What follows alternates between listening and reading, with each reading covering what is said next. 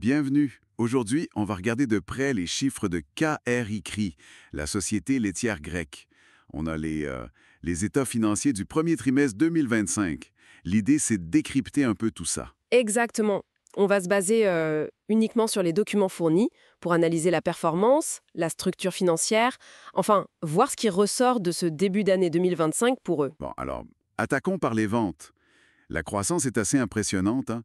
66,4 millions d'euros. C'était 52,5 millions l'an dernier à la même période. D'où ça vient, cette poussée? Alors oui, c'est clairement tiré par les produits laitiers, les yaourts surtout. Ça représente presque 59 millions d'euros. Et là-dedans, c'est vraiment l'export qui domine, avec plus de 40 millions. Ah oui, 40 millions juste sur l'export de yaourt? C'est ça. Une stratégie qui paye pour le chiffre d'affaires, c'est sûr. Le segment des glaces aussi progresse bien, hein, de 5 à 6,7 millions. Et la marge brute globale, elle s'améliore aussi un peu. On passe à 18,2 millions. D'accord. Donc les ventes, ça décolle, surtout grâce à l'export. Mais si on regarde le résultat net, on est à 7,2 millions. C'était 6,8 l'an dernier. Ça monte, oui, mais disons beaucoup moins vite que les ventes. Qu'est-ce qui freine? C'est une bonne remarque, ça. En fait, les coûts ont grimpé aussi. Forcément, le coût des ventes a augmenté. Mais c'est surtout les frais de distribution. Là, on voit une nette augmentation de 6,9 à 8,1 millions. Ah oui, quand même. Oui. Et les frais administratifs aussi, un peu. Du coup, le résultat avant impôt, il atterrit à 9 millions. La direction, elle met aussi en avant l'EBITDA. Bon, c'est un indicateur un peu différent, qui progresse aussi à 10,5 millions. Mais l'écart reste visible entre la croissance des ventes et celle du profit. Ok, donc forte activité en haut de bilan, mais pression sur les marges plus bas. Comment ça se répercute sur la structure financière? Si on jette un œil au bilan au 31 mars, les actifs et les fonds propres augmentent, mais le passif aussi, non? Tout à fait. Le passif total grimpe, oui. Il atteint 61,9 millions d'euros, alors qu'on était à 50,6 fin 2024.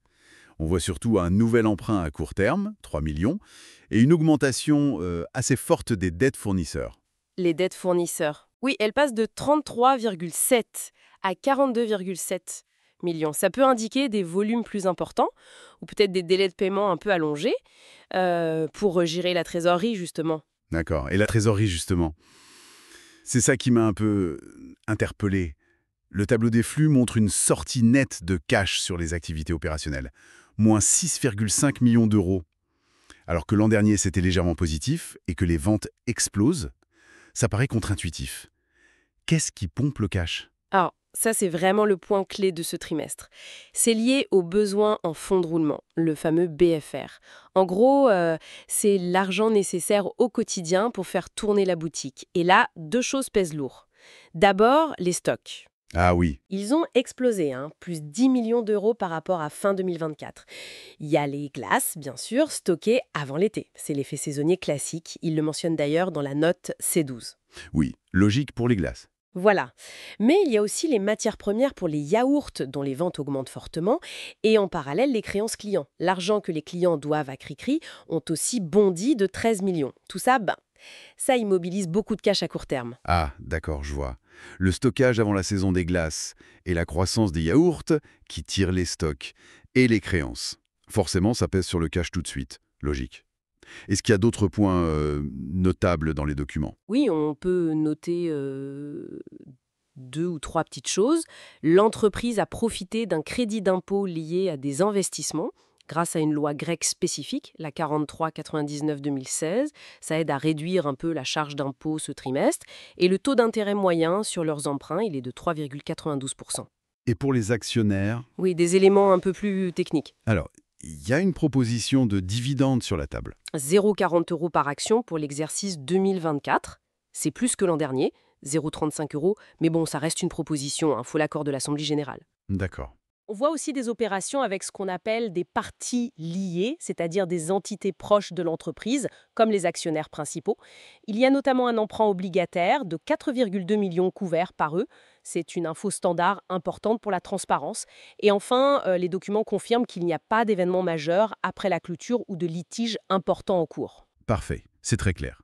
Donc si on résume, Cricri affiche une très belle croissance des ventes au T1 2025, vraiment portée par les yaourts à l'export.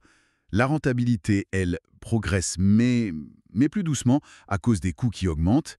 Et le point d'attention, c'est la trésorerie, qui est sous tension ce trimestre à cause de cette hausse des stocks et des créances, liées à la fois à la croissance et à la préparation de la saison des glaces. C'est une excellente synthèse, oui.